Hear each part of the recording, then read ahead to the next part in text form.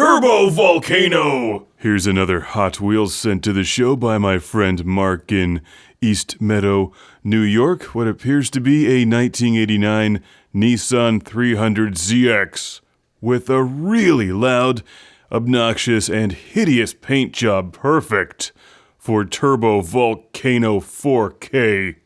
Sadly, it doesn't have a Nissan symbol on the front, but we know what it is. The little door's open, it's got a die-cast metal bottom and more solid construction than the new ones. This is old school, and I like it. Now let's all massage it with our eyeballs. Here in Turbo Volcano with the extra 4K this time.